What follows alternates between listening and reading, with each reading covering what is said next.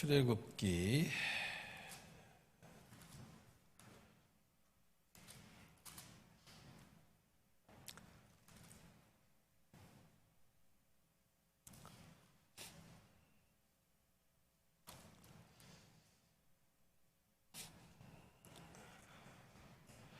자 27장입니다. 27장 8절까지 1절부터 8절까지 27장 1절부터 8절까지 같이 읽을게요. 같이 읽습니다. 시작. 너는 조각목으로 길이가 5규빗 너비가 5규빗인 제단을 만들되 네모 반듯하게 하며 높이는 3규빗으로 하고 그 네 모퉁이 위에 뿔을 만들되 그 뿔이 그것에 이어지게 하고 그 제단은 노수로 싸고 재를 담는 통과 부삽과 대야와 고기 갈고리와 불 옮기는 그릇을 만들되 제단의 그릇은 다 노수로 만들지며 제단을 위하여 노수로 그물을 만들고 그 위에 모퉁이에 놋고리 넷을 만들고 그물은 제단 주위 가장자리 아래 곧 제단 절반에 오르게 할지며 또 그 제단을 위하여 채를 만들되 조각목으로 만들고 노수로 쌀지며 제단 양쪽 고리에 그 채를 꿰어 제단을 매게 할지며 제단은 널판으로 속이 비게 만들되 산에서 내게 보인 그대로 만들게 하라. 아멘. 주신 하나님 이 시간에 말씀 들을 때에 하나님의 음성이 들려진 은혜의 시간 되게 하옵소서. 예수님의 이름 기도합니다. 아멘. 우리 제단입니다. 제단. 조금 이게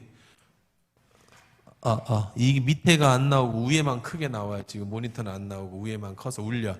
자, 제단, 우리 제단 번제단이죠. 번제단. 네, 번제단에 대한 말씀 우리가 배우고 있었습니다. 번제단은 우리가 지난주에 온 것처럼 그냥 상징은 다 무엇을 상징한다? 예, 무엇을 상징한다고? 예수 그리스도. 번제단에서는 뭘 하는 데라고 그랬어요? 번제단은 좀 줄여요. 더 줄여. 이거 너무 커. 예. 번제단은 번제단은 뭐 하는 곳이라고요? 재물을 태우는 것이야. 재물 태워. 그래서 번제단 한번 띄워놔줘 보세요. 그냥 번제단은 우리가 지난주에 우리가 간단하게만 자세한 거는 다시 듣기로 이렇게 보시면 될 것 같고요. 우리 번제단을 띄워놓고 보면은 자, 번제단은 이게 짐승을 잡아갖고 제일 먼저 성막에 들어오면 보이는 곳이라 그랬어요. 짐승을 잡아갖고 그 짐승의 피를 번제단에다가 뿌리고 그 다음에 짐승은 어떻게 해요? 조각을 내서 태우는 것, 거기가 번제단이다. 그럼 어린 양, 소, 그 다음에 여러 가지 양, 그 다음에 염소, 그 다음에 돈 없으면 뭐래도 갖다가 비둘기래도. 비둘기 살 돈도 없으면 어떻게 해야 돼?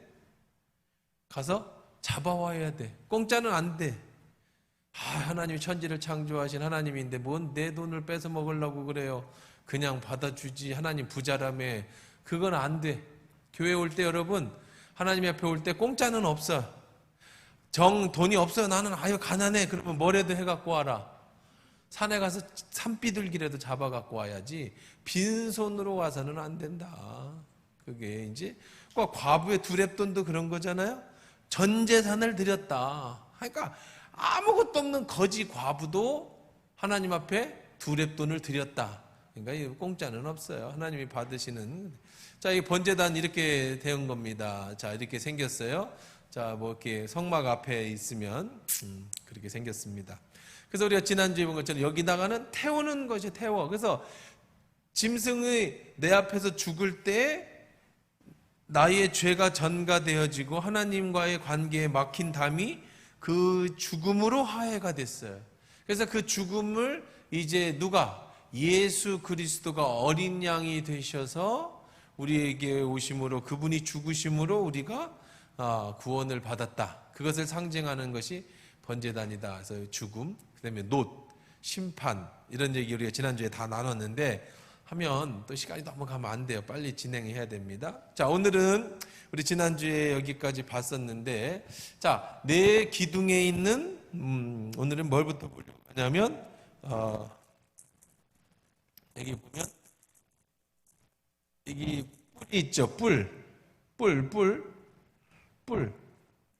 제가 뿔을 갖고 왔어요. 여기 있어요. 이게 뿔. 소뿔이에요. 똑같이 생겼어요. 그리고 여러분 그 소가 이보다 클 수는 없어. 거의 엄청 소뿔 크죠. 이 정도 큰 뿔입니다. 소뿔 이 정도면 큰 거예요. 이거 어디서 났을 것 같아요? 귀한 거잖아요. 소뿔 이거 어디서 났을 것 같아요? 샀어? 쓰레기통에서 주웠어. 교회 오는데 한 몇 년 전인가 이렇게 막 쓰레기통 이렇게 버려놓은 데다가 이거 2개를 이렇게 버렸더라고. 세상에 이렇게 귀한 시청각 교육 자료를 이거 버렸다고.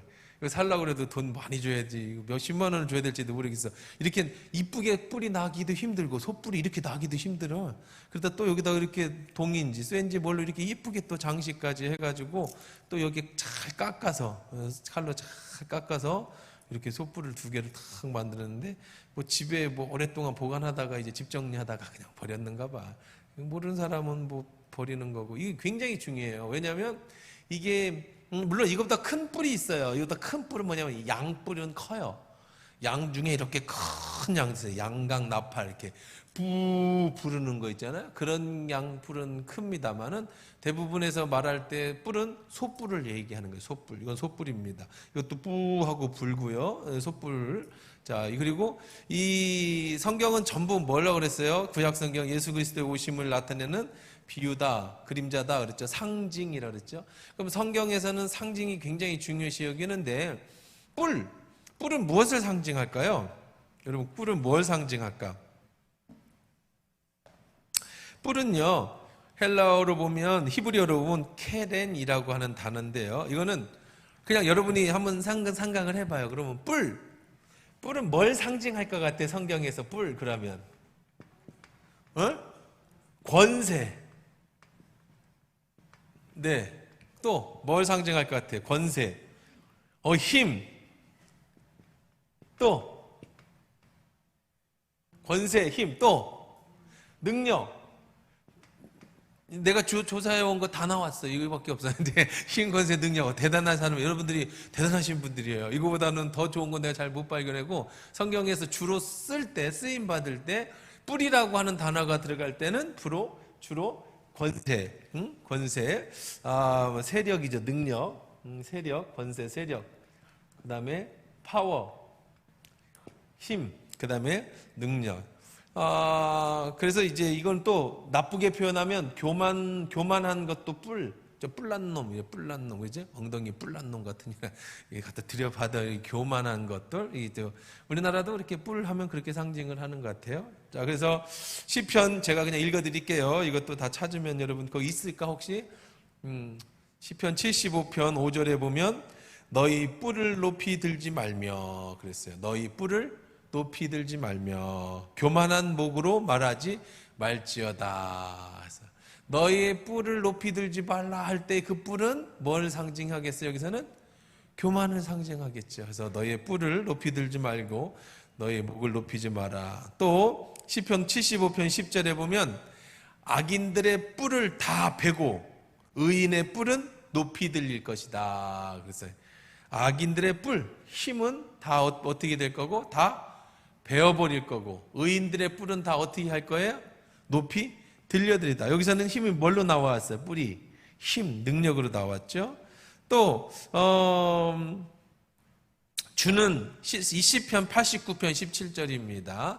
주는 그들의 힘의 영광이심이라 우리의 뿔이 주의 은총으로 높아지리니. 그래서 높아진다. 그래서 영광, 그렇죠? 권세, 힘, 영광. 뭐의 반대말이에요? 교만한과 반대말이에요. 겸손이 아니에요. 교만은 내 스스로 높아지는 거고, 그 다음에 영광은 뭐예요? 남이 나를 높여주는 거예요. 그래서 영광 들리라. 은총으로 높아지리라. 또 시편 89편 24절에 보면 나의 성실하심과 인자함이 그와 함께 하리니 내 이름으로 말미암아 그의 뿔이 높아지리로다. 하나님의 영광을 상징할 때도 그의 뿔이 높아지리라. 뿔. 시편 92편 10절에 그러나 주께서 내 뿔을 들소의 뿔같이 높이셨으며 내가 신선한 기름을 부으셨나이다. 그래서 영광. 이런 것을 이제 힘, 능력, 영광, 권세, 교만을 상징하는 것은 바로 뿔이에요, 뿔. 구약 성경에서 제사장이 혹은 왕에게 머리에 기름을 부을 때 여기다가 기름을 넣어요. 뿔에다가 기름을 넣어서 그것을 이렇게 부어줍니다.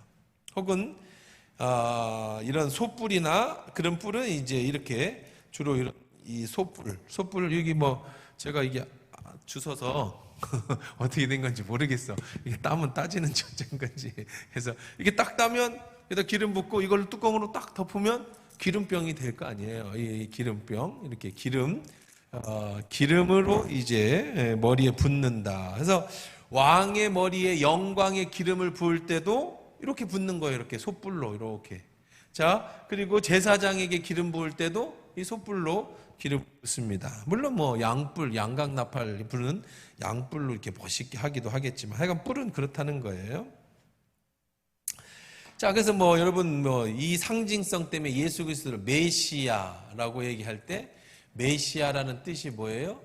기름 부음 받은 자. 그래서 그 기름 부음을 받았다.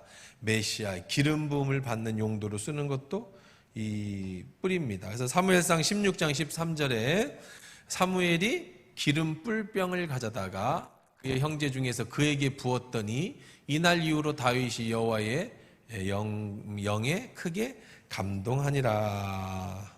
왕상 1장 39절에도 제사장 사독이 성막 가운데서 기름 담은 뿔을 가져다가 솔로몬에게 기름을 부으니 이에 뿔나팔을 불고 모든 백성이 왕의 만세수를 하옵소서 하더라. 그때 쓰던 이 뿔입니다. 이 뿔.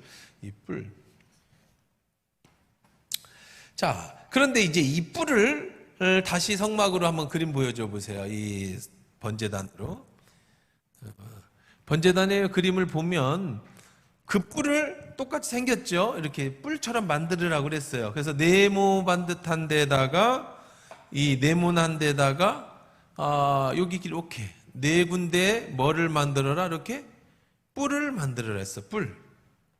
우리 지난주에 뿔 얘기 잠깐 하면서 여기다가 철심으로 너희들의 죄를 썼다 그랬죠. 여기다가 철심으로다가 이 뿔에다가 여러분의 죄를 박았다는 거예요. 그러니까 우리가 죄를 지면 내가 하나님 죄를 짓잖아요. 죄를 지면 이렇게 번제단의 뿔이 있잖아요. 번제단 뿔 양쪽에. 그러면 여러분이 죄를 질 때 두 개의 글씨가 새겨져요. 죄의 목록이.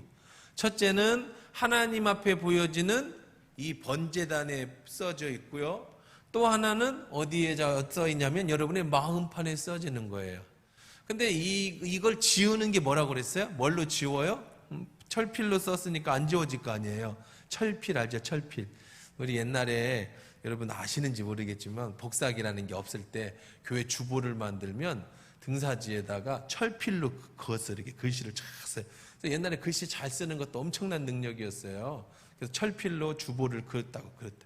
그래서 이제 파란 잉크를 이렇게 문질러 갖고 쭉쭉 하면 시험지. 여러분 시험지 하면 여러분 잘 알아, 그렇죠?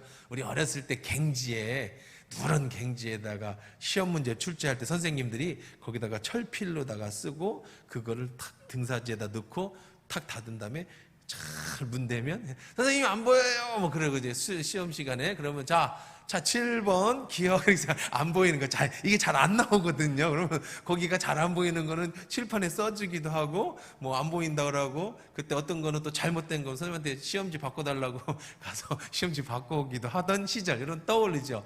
그때 쓰던 게 철필이에요. 철필로다가 쓰던 여기다가 안 지워지는 철필로 뭐가 적혀 있다는 거예요? 여러분의 죄가 어디에? 이 번제단의 뿔에 상징이에요. 상징. 자, 이걸 지우는 거는 지우개로 지울 수가 없어. 뭘로 지워라? 예수 보혈의 피. 그래서 그 예수님이 오시기 전에는 양에 잡아서 뿔에다가 피를 뿌려. 제단에 피를 뿌린다라고 하는 것은 어디에다가 뿌린다는 거예요? 뿔에다가 뿌리는 거예요. 뿌려서 뭐 하는 걸 상징한다고? 죄를 지우는 걸 상징한다고. 근데 이제 우리 마음에 지은 죄는 어떻게 용서를 받아?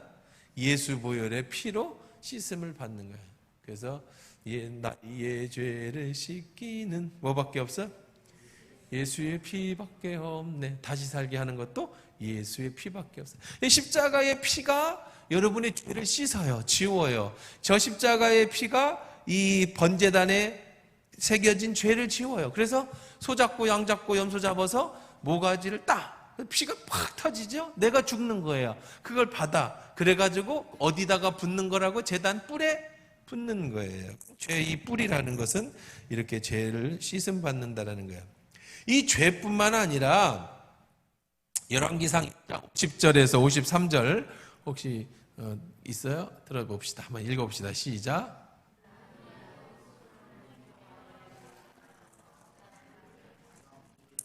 자, 제단 뿔을 잡으니 그랬어요. 그냥 여기만 봅시다. 아도니아가 솔로몬을 두려워해서 일어나 가서 제단 뿔을 잡았다. 번제단의 뿔을 잡았다. 그 다음에 이제 우리가 아직 안 배운 게 있어요. 뒤에 나오는 향단이 있어요. 향단. 제가 지난번에 커먼스 봐. 저기 성막안에 왜 하나 더 들었어? 근데 우리가 하나 안 했어. 잊어버리고. 향단이 있어요. 향단. 분향단이 있어요. 분향단. 거기도 뿔이 있어요. 그걸 잡은 건 아닙니다. 왜? 그걸 잡을 수 없죠. 왜? 제사장만 들어가는 거니까. 그러니까 아도니아가 잡은 뿔은 뭐겠어요?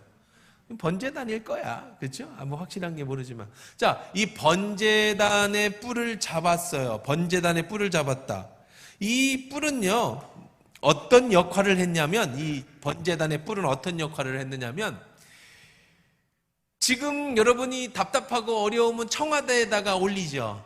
청와대 게시판에 올려. 뭐 아니면은 하여간 인터넷에다 올려. 그냥 이렇게 억울한 일을 당했는데 말이야. 나 좀 알아봐. 세상 사람들이 알아봐줘. 그러죠. 옛날에 우리가 우리나라의 조선시대인가, 언제시대인가 우리가 억울한 일 있으면 신문고를 올릴 때 꽝꽝 치면 왜 그러냐? 그래서 신문고를. 그래서 그런다고 하는 것처럼 옛날 그 구약시대에 억울한 일을 당하면, 그리고, 억울한 일을 당하면 그 뿔을 잡아. 그러면 제사장이 와서 너 왜 그러는데? 라고 해서 그거를 들어주는 역할을 한 것이 이 뿔이고요. 또 결정적으로는 구약 시대에는 뭐가 있었냐면 죄인이 사람을 죽였어요. 어떤 사람이 사람을 죽였는데, 근데 내가 구약에 보면 눈에는 눈, 이에는 이예요. 그게 이제 구약의 율법입니다. 그렇죠? 그래서 내가 사람을 죽이면 어떻게 해야 돼? 나를 죽이게끔 돼 있어요. 자, 이스라엘 사람들은요, 명예를 제일로 여긴다고 제가 자주 말씀을 드렸죠. 특히 무슨 명예를 제일 중요해요? 공동체의 명예를 가장 중요하게 여겨요. 이스라엘 사람들에게 있어서 나라는 개념은 없어요. 그들은 핵가족이 아니라 대가족의 개념이에요. 우리나라도 옛날에 그런 것처럼 이스라엘은 특히 그렇습니다. 나라는 개념이 없어요. 집은 아버지를 중심으로 자녀들이 함께 하나님으로부터 받은, 그러니까 출애굽을 하면서 하나님이 이스라엘 백성들에게 땅을 분배해 줬잖아요. 이거 니들은 이만큼 먹고 살아. 그걸 하나님이 주셨다고 믿고 그 땅은 나 혼자 경작할 수가 없는 거잖아요. 우리 식구들이 경작해야 되잖아요. 그래서 함께 경작하는 공동 운명이에요. 그러니까 이들은 아버지의 명예를 실추시키는 건 곧 내 명예를 실추시키는 거예요. 그러면 누군가가 우리의 형제 하나를 죽였어요. 근데 이게 죽인 게 원수를 갚게 죽일 수도 있고 성질 나서 싸우다 죽을 수도 있는데, 이게 실수로 죽일 수 있죠. 실수로 과실치사할 수 있단 말이에요. 근데 사람을 죽이면 반드시 죽이게 돼 있어요. 그 사람을. 왜 죽여야 되느냐면, 이것이 만약에 그 사람을 죽이지 않으면 우리 집의 명예가 훼손되는 거야. 그러니까 로미오와 줄리엣을 생각하시면 되는 거예요. 그냥 단순히 로미오와 줄리엣을 서로 사랑할 수 없는 게 집안의 명예잖아요. 집안의. 이스라엘도 그랬어요. 누가 하나가 죽으면 그냥 용서할 수 있는 게 아니에요. 우리 집안 전체가 우리 형제를 죽인 사람의 복수를 해야, 원수를 갚아야, 그래야 우리 집안의 명예가 산다고 생각을 해. 이스라엘 사람들이, 제가 종종 얘기하죠. 예수 믿다가 쫓겨나면 예수 믿는다는 걸로 너희들이 추방을 당하잖아요. 집이나 전토나 가정을 버린다고 하잖아요. 그럼 여러분들이 너희들 중에 나를 위하여 집이나 가정이나 전토를 벌인 자는 이 땅에서도 상을 잃지 않고 하늘에서 상을 잃지 않을 자가 잃을 자가 없을 것이다. 그럼 여러분들이 생각하기에 뭐 신학교 가서 이제부터 내가 목사가 되는 건 그래서 선교사가 돼서 가정을 나가는 거, 집도 버리고 전토도 버리는 것보다 그렇게 생각하는데 그게 아니에요. 이스라엘 백성에게 있어서 집을 버리고 전토를 버린다라는 건 자기의 전부를 버린다는 거예요. 왜냐하면 공동 운명이에요. 함께 거기 안에 있어야 보호받아요. 거기 안에 있어야 먹고 살아요. 거기 안에서 이 모든 일이 이루어져. 예를 들어서 형수가 죽으면 형이 죽으면 동생이 그 형수를 자기 부인으로 얻어야 돼요. 왜? 공동체니까 이거 살려야 되거든요. 이게 가족 중심이야. 이거를 여러분이 성경에서 잘 이해를 하고 성경을 읽어야 성경이 이해되는 게 참 많습니다. 그런데 요거를 이해를 못하면 우리가 우리나라식으로 이해하면 이해할 수 없는데, 자, 그런데 만약에 예를 들어서 내가 잘못해서 사람을 죽였는데 그것 때문에 과실치사로 저 집안에서 날 다 죽이겠다고 달려들어. 그럼 큰일 나잖아요. 재판도 못 받아. 왜? 이건 재판하고 상관없이 우리 집안의 문제예요. 그러면 재판을 받아야 되잖아요. 그럼 어디로 가냐면 냅다 튀어야 돼. 살고 싶으면. 어디로 가야 되냐면 아무데나 가서 되는 게 아니고 이 성이 있는데, 성이 있을 거 아니에요. 무슨 성 있죠? 그러니까 동네들끼리 자기들끼리 성 쌓고 살았을 거 아니에요. 이 성 중에 도피성이라는 데가 있어. 도피성. 이름이 도피성인데 이 도피성은 가는 골목에 간판이 반드시 법적으로 붙여 있어요. 그래서 누구나 찾아갈 수 있도록. 참 재미있는 시스템이죠. 3000년 전 얘기입니다. 3000년 전에 누구든지 찾아갈 수 있도록 간판을 세워놓는 게 율법이에요. 그래서 도피성으로 냅다 도망갑니다. 그러면은 자, 내가 사람을 쳤는데 뭐 싸웠는데 내가 그냥 뭐 죽이려고 한 거 아니야. 그냥 막 싸웠는데 맞았는데 죽었어. 그러면 이 사람이 죽은 식구들이 날 죽이러 온단 말이에요. 바로. 이거 재판도 없어요. 눈에는 이해는 이해예요. 이게 우리 그 이슬람에는 아직도 그런 게 있잖아요. 명예살인이라는 게 있잖아요. 명예살인. 만약에 우리 딸이 강간을 당하고 오면은요, 그러면은 그 집안에서 얘를 죽여. 명예로 더럽혔다고, 우리 집안을 더럽혔다고. 이게 이슬람이에요. 이슬람. 불 질러버리고. 어디도 있냐면 인도도 그래요. 인도도 명예살인이 있어요. 그래서 가끔 여러분들 그 해외 토픽이나 뉴스 보면 이슬람이 이렇게 뭐 잘못하면 명예살인, 특히 여자들한테 그렇게 하죠. 그래서 막 불질러 죽이고, 아버지가 자기 딸을 죽이기도 하고 오빠가 동생을 죽이기도 해. 명예살인. 특히 이제 이런 음란한 문제에 걸렸을 때 집안 모르게 딴 남자를 만났다든가 뭐 그래서 걸렸다. 그럼 그냥 죽여요. 그리고 이것이 명예살인이라고 그래요. 명예살인. 여러분 인터넷 검색해 보면 많이 나옵니다. 이게 그냥 현대판 명예살인, 지금도 그런 게 이제 습이 남아 있지만 이스라엘 시절에는 더 그랬어요. 자, 그러니까 그때 살려면 무조건 도피성으로 가는 거예요. 도피성에 가면은 제사장 드릴 수 있는, 예배 드릴 수 있는 곳이 있거든요. 제사장이 사는 집이 있어요. 거기 가면 이제 분향단이 있고 향이 있어요. 뭐 성전에 다 올 수 있는 건 아니니까. 매년 어떻게 성전에 와요? 동네에서 제사를 지내잖아요. 제사장이 동네 성전에서. 그럼 얼른 가가지고 뭐를 해야 돼요? 그 뿔을 잡아야 돼. 도피성의 뿔을 잡으면 이거는 이 뿔을 잡는 순간에 모든 건 다 일시정지돼. 그리고 이 사람을 잡으러 온 사람은 절대 제사장의 집에 들어올 수가 없어요. 이 뿔을 잡으면. 아주 재밌는 무슨 게임 같은지, 게임? 막 쫓아왔어. 여기까지 쫓아왔는데 막 문 앞에까지 쫓아왔는데 어떻게든지 슬라이싱해서 이것만 딱 잡으면 그 뒤로는 일시정지야. 절대로 이 사람을 죽이면 안 돼. 해를 끼치면 안 돼. 그럼 이제 제사장이 판단을 합니다. 재판을 합니다. 야, 너 왜 사람 죽였어? 이만저만에 내가 죽이려고 하는 의도가 아니었습니다. 그럼 재판장이 듣고 이거는 분명히 죽이려고 하는 의도를 가지고 있어. 그러면 재판장이 내쫓습니다. 그럼 어떻게 돼요? 그냥 죽는 거예요. 근데 재판장이 들어보니까 이건 다퉈볼 여지가 충분히 있어요. 뭐 죽이려고 싸웠던 건 아니고, 그러면 제사장이 뭐라고 얘기하냐면, 그러면 네가 여기 살아. 그럼 이 사람은 어떻게 되냐면 그때부터 그 성에 살아요. 그 성에서 살아. 도피성에서. 누구하고 같이? 제사장하고 같이 거기 일 돌봐주며 살아. 집에서 떠났잖아요. 거기서 살아. 근데 이게 6년간이 있어. 언제까지 살 수 있는 건 아니야. 언제까지 살 수 있는 게. 그리고 단 한 가지, 이 성 밖에 나가면 어떻게 돼요? 죽어요. 이 도피성 밖에 나갔다 걸리면 죽습니다. 자, 그런데 하여간 나가면 안 돼. 성 안에만 살아야 돼. 여기가 이제 유배돼서 사는 거예요. 근데 거기서도 언제까지 살 수 있는 건 아니야. 근데 그게 뭘까요? 오늘의 문제. 언제까지 거기 살 수 있을까요? 언제까지 살 수 있는 건 아니에요. 기한은 언제까지일까요?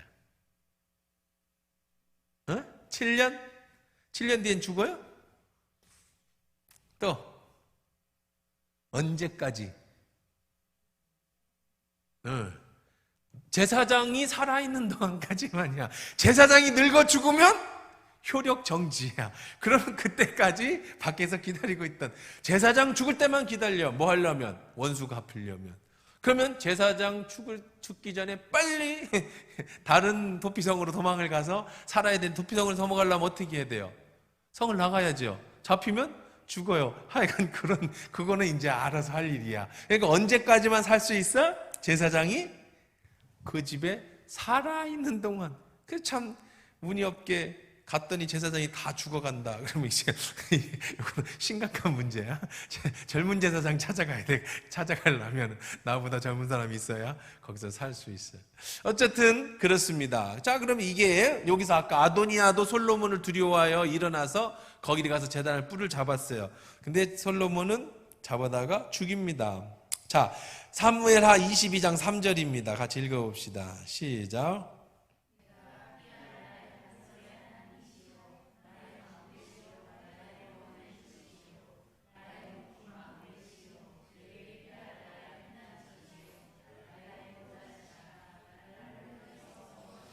자, 그러면 여러분 이걸 듣고 이 뿔에 대해서 배우고 성경을 읽을 때 나의 구원의 뿔이시오 하면 무슨 말인지 알겠지? 나의 구원의 뿔이 무슨 뜻이요? 이걸로 받아서 날 살려준다는 건가? 구원의 뿔이 뭐지? 내가 살 수 있는 구원의 뿔이에요. 이 뿔을 잡으면 내가 사는 거야. 그래서 여호와는 나의 구원의 뿔이시오 할 때는 여러분 보세요. 나의 반석의 하나님이시오, 나의 방패시오. 다 알겠죠? 방패는 알겠잖아. 막 적이 쳐들어올 때 하나님이 나를 이렇게 딱 막아주신다라는 거. 근데 구원의 뿔이시오. 그러면 구원의 뿔이 뭘까? 그런데 제사장이 있는 그 뿔을 잡으면 사는 것, 그것이 구원의 뿔이구나. 그다음에 높은 망대시오. 망대라는 것은 이제 망대는 뭐예요? 전쟁할 때 아니면 성 꼭대기에 서서 적이 오나 안 오나 살펴서 미리 대처할 수 있는 게 망대잖아요. 하나님은 나의 망대, 앞으로 이루어질 일에 대해서 다 보고 계시고 날 지키시는 자야. 나의 피할 피난처, 나의 구원자, 나의 폭력에서 구원하셨다. 성경을 읽으실 때 구원의 뿔이 그거구나. 그 뿔은 어디에 있었어요? 제단에, 번제단에 이렇게 네 군데에 탁 있었다. 가서 잡으면 산다. 억울한 일이 있으면 그 구원의 뿔을 잡아라. 제사장 사가랴가요, 하나님께 그 구원의 능력을 다윗의 자손 예수 그리스도를 통해서 나타내셨다. 이렇게 찬송을 합니다. 사가랴는 누구냐면 이제 마리아를 만났을 때 예수를 보고, 아기 예수를 보고 찬양했던 그 제사장입니다. 누가복음 1장 68절 69절입니다. 같이 읽어볼게요. 시작. 찬송하리로다 주 이스라엘의 하나님이여, 그 백성을 돌보사 속량하시며 우리를 위하여 구원의 뿔을 그 종 다윗의 집에 일으키셨으니. 우리를 모두 구원할 예수 그리스도를 뭐라고요? 구원의 뿔이시다. 그러니까 이 뿔은 그냥 사가랴가 얘기했듯이 뭘 상징한다? 예수 그리스도의 구원을 상징하는 거야. 이 뿔을 잡으면 살아. 제사장이 있는 그 안에서만 살아야 돼. 예수 안에 사는 동안에는 여러분이 보호함을 받을 수 있어요. 그 뿔을 벗어나면 죽어. 예수 안에서 벗어나면 죽어요. 그러나 살고 싶으면 어디로 들어와? 예수의 제다 안으로 와야 돼. 예수는 나의 뭐가 되셨으니까? 구원의 뿔이 되셨으니까. 그 뿔은 한마디로 뭐예요? 구원의 상징이에요, 상징.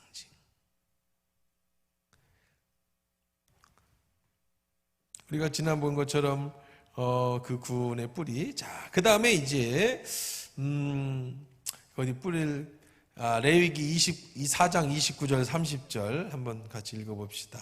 자, 시작.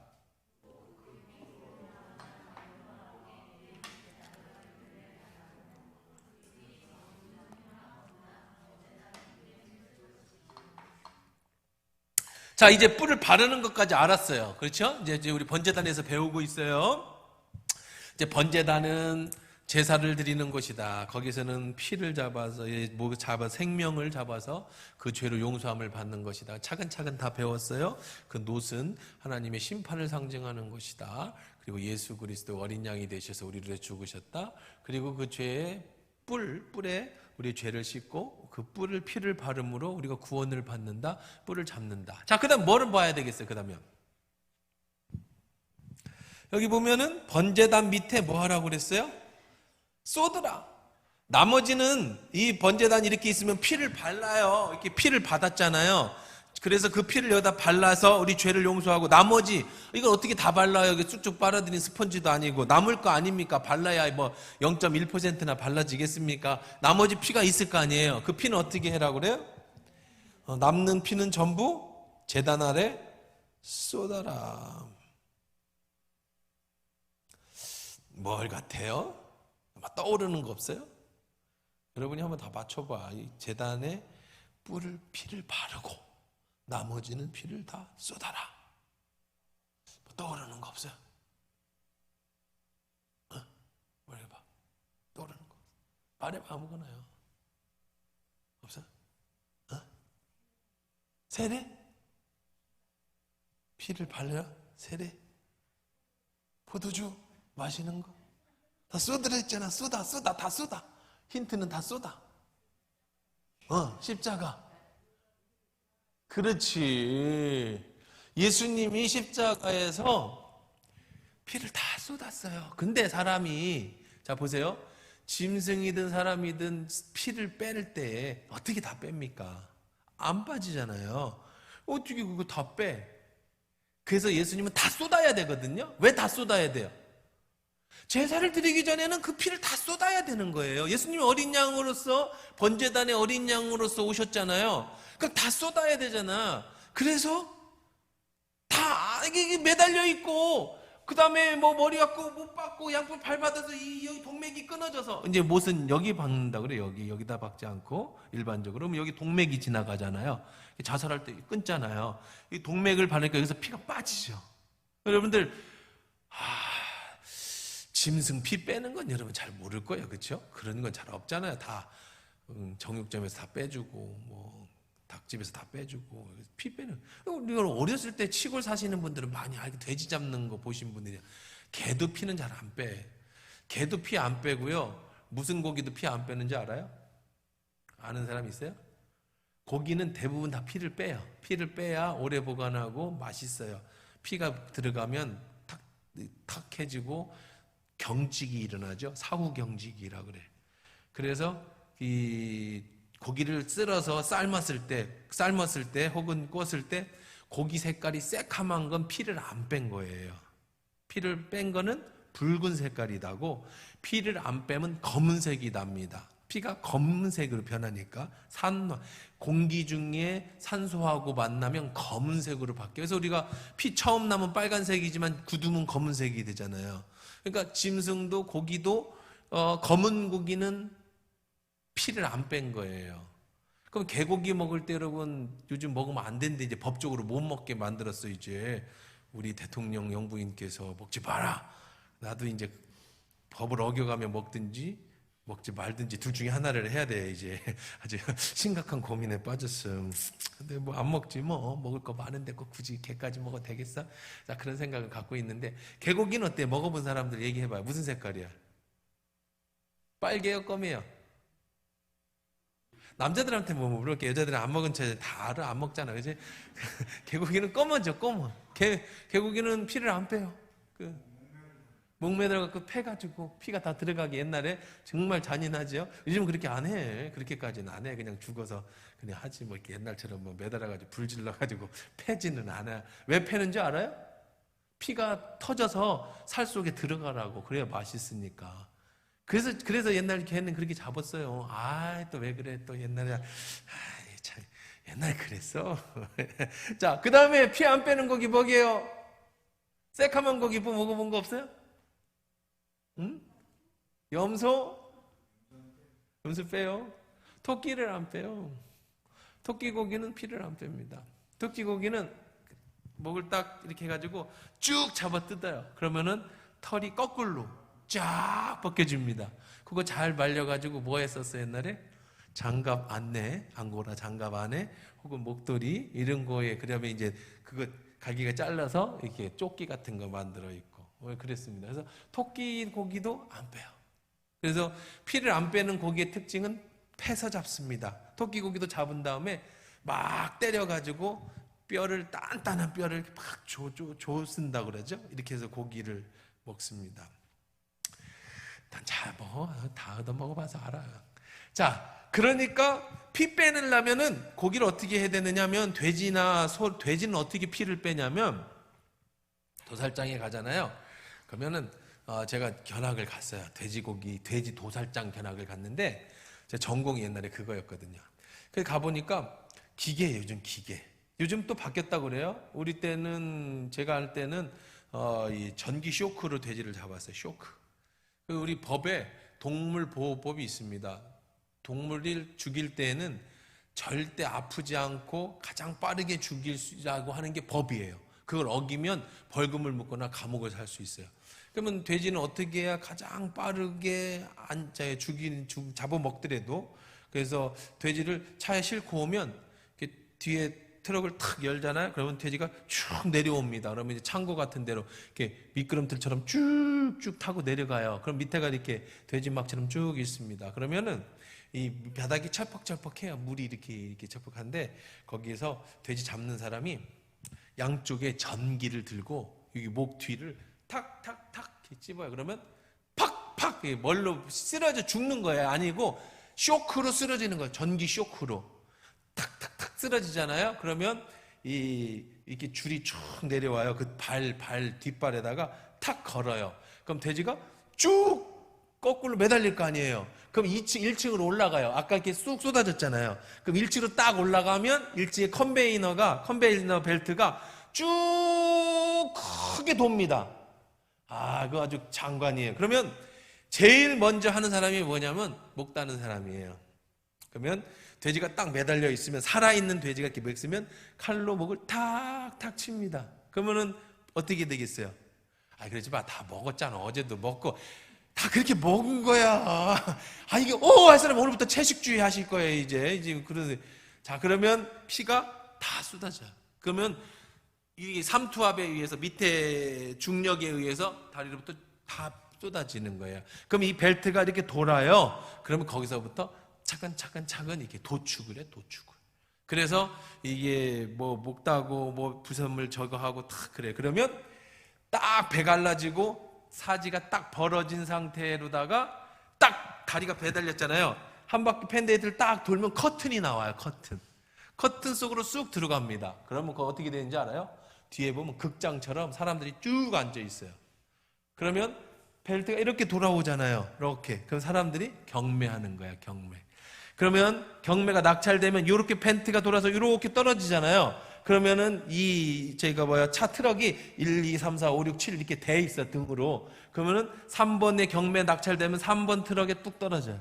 그러니까 돼지가 도축장에 들어오고부터 벨트를 타고 경매하는 데까지 5분, 10분. 그래서 딱 그 안에까지 다 이게 뭐 손질까지 다 됐겠죠. 뭐 뜨거운 중탕 들어가서 뼈 다 이렇게 다 갈라지고 그 펄 다 뽑고 딱 해서 가능면 그대로 싣고 정육점으로 가는 거예요. 손을 어떻게 잡느냐 하면은 또 시간 없으니까 관둬. 이거 너무 너무 진짜 여러분들이. 자, 그래서 왜 제가 그 얘기를 했느냐? 돼지를 거꾸로 탁 잡아서 목을 딱 치면 피가 쏟아지게 있어요. 그렇게 돼 있어요. 그래야 위에서부터 피가 이 혈관에 있는 피가 다 쏟아지는 거예요. 근데 예수님은 어떻게 매달렸어요? 거꾸로 매달렸어요? 밑으로 매달렸어요? 위로 매달렸어요. 이렇게 매달리셨잖아요. 그러니까 동맥에서 예수님의 피가 다 빠지고 다리를 부풀었기 때문에 다리로도 동맥으로 다 빠졌지만, 그런데 그 피로 여호와 앞에 있는 뿔들을 바르고 그 전부는 회막문 번제단 밑에 쏟으라 그랬잖아요. 번제단, 태워드리는 번제단 밑에 전부를 쏟아야 돼요. 짐승은 거꾸로 잡고 목을 따서 다 쏟으면 되지만 예수님은 산채로 매달리셨기 때문에 이 팔을 통해서 심장으로 펌프질을 해서 나오는 이 피가 못을 박혀서 빡빡빡 팡팡팡 터져서 다 나오고, 다리 관절도에서 나오는 그 혈관을 통해서 나오는 동맥을 통해서 나오는 피가 다 쏟아졌지만 고여 있어. 그래서 어떻게 해요? 그게 아주 기가 막힌 거예요. 원래는 십자가에 매달린 사람들은 그냥 그대로 죽이는 게, 십자가의 형은요, 여러분, 예수님이 당하는 게 십자가 형이 아닙니다. 십자가 형은 어떻게 하는 거냐면 사람을 매달아 놓는 거예요. 여기다가 사람을 이렇게 매달아 놓으면, 그리고 못을 박지 않아요. 팔을 묶어요. 이렇게 다리를 묶고, 그리고 매달아 놓습니다. 세상에서 가장 잔인한 형이 십자가 형이에요. 이렇게 매달려 죽이는 거야. 그냥 저렇게 벌거벗은 채로 매달아 죽이는 게 십자가 형이에요. 사람들이 다 보는 그 공개 재판, 누구나 볼 수 있는 곳에 십자가 매달아 죽이는 게. 근데 예수님은요, 손에 못을 박으셨어요. 피를 뺐다고. 가시관을 쓰시고, 그 다음에 왜 그랬느냐? 안식일 전에 죽여야 됐기 때문에 그래. 이 사람이요, 하루도 살고 이틀도 살아요. 원래 그렇게 죽이는 거거든요. 근데 지금 해가 지면 안식일이 시작돼요. 안식일이 시작되면 사람이 죽은 시체를 매달아 놓을 수가 없어요. 부정해집니다. 율법의 시체는 부정해요. 안식일이 시작됨과 동시에 바로 뭐가 시작되냐면 유월절이 시작된단 말이에요. 양 잡는 유월절이 시작돼. 예수님을 잡는, 그러니까 유월절 양 잡는 모든 사람이 다 올라와서 양을 잡아야 돼. 1년에 한 번 반드시 3번 올라오는데 유월절에는 반드시 올라와서 양을 잡아야 돼. 자기 피를 양각나팔에 바르고 그 뿔에 바르고 피를 쏟고 하는 걸 누구나 다 해야 돼요. 이스라엘 백성이라고 하면 어디서 살든지 상관없어. 다 올라와야 돼. 자, 그 유월절이 시작되어지니까 예수님이 유월절 시작되기 전에 시체를 내려야 돼요. 안 그러면 부정해서 유월절을 지킬 수가 없어. 그걸 공개적으로 매달아 놓을 수가 없어요. 그래서 예수님을 죽이기 위해서 여기다 피를 다 빼요. 피를 빼지 않는데 피를 빼요. 근데 사실은 그게 뭐예요? 양의 피를 잡는 거예요. 그리고 다 빼라고 그랬잖아요. 그래서 원래는 사람이 죽었는지 안 죽었는지 확인해야 되잖아요. 근데 이게 죽었는지 매달아 놓으면 죽었는지 안 죽었는지 뭐잖아요. 그래서 뼈를 꺾습니다. 뼈를 꺾는다는 게 뭐냐면 다리뼈를 밑에서 휙 감아요. 그러면 우직직할 거 아니에요. 그러면 살았으면 어떻게 하겠어요? 아무리 정신이 없어도 다리뼈 부러지면 할 거 아니에요. 그래서 죽이기도 하고 살았는지 죽었는지를 확인하는데, 양이나 염소는요 뼈를 꺾지 않습니다. 도축을 해서 살을 발라내지 절대 부러뜨리거나 꺾지 않아요. 예수님은 어린 양으로 오셨기 때문에 뼈가 부러지거나 꺾으면 안 돼. 그래서 사람들이, 그들은 그걸 알았는지 몰랐는지 모르지만 우리가 이제 긴 창으로다 옆구리를 푹 찌르는 거예요. 옆을 푹 찌른 거예요. 창으로. 그러면 이 옆으로 고여있던, 밑이든 위에든지 고여있어서 아직 밑으로 안 빠지고 손으로 안 빠졌던 피가 어떻게 됐겠어요? 물과 피가 다 쏟아졌겠죠. 예수님이 구약 성경에 이르게, 그것이 이루어지게 하기 위해서 이 오늘 본문에 읽은 모든 피를 다 어디다가 뿌려요? 번제단 아래다가 다 뿌리는 것을 이루어지게 하기 위해서, 그 뼈가 부러지지 않는 그 뜻을 이루기 위해서 이 모든 것이 로마 병정들은 알고 행한 게 아니에요. 그런데 사실은 이 모든 것이 다 어떻게 된 거라고? 예언되어진 대로 행했어요. 그러니까 예수님이 창이 찔려서 물과 피를 다 쏟은 거는 그냥 그랬다라고 하는 사실을 적어 놓은 게 아니고, 오늘 번제단 아래 뿔에다가 이 피로 다 바르고 남은 모든 피를 번제단 밑에다 다 쏟아. 번제단은 뭐예요? 십자가지, 십자가. 제물을 태워드리는 십자가. 그 번제단 위에 어린 양이신 예수를 잡고 우리의 모든 죄를 다 전가하고 우리의 모든 저주를 다 대신 받으시고, 그리고 옆을 푹 찔러서 모든 피를 밑으로, 이 십자가 밑으로 다 쏟아주신 것. 이게 바로 예수님이.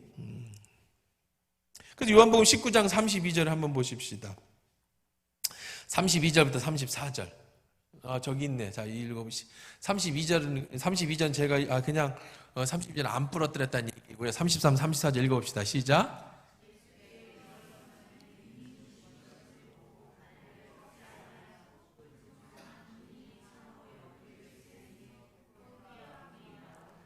네, 그래서 다른 그 옆에 있는 죄인들은 다리를 꺾어요. 32절에 꺾었다고 나와요. 근데 예수님 앞에 와서는 예수님이 이미 죽었음을 알고 꺾지 않고 어떻게 했다? 창으로 그냥 푹 찔렀더니 어떻게 됐어요? 피와 물이, 남아있는 피와 물이 다 쏟아져 나왔다고. 이게 번역. 우리말 성경은요, 우리 개역 성경에는, 그렇죠. 거기도 넘겨세요. 우리 지금 저기도 우리말 성경에는 뭐예요? 그러자 피와 물이 어떻게 됐어요? 쏟아져 나왔습니다. 그렇게 번역되어지는 거예요. 그러니까 이렇게 얘기한 이 상황들은 결국은 뭐예요? 뼈가 꺾이지 않은 것과 피를 쏟았다는 것은 다 예언되어져 있는 거예요. 시편 34편 20절입니다. 거기 이렇게 얘기해 있죠. 시작.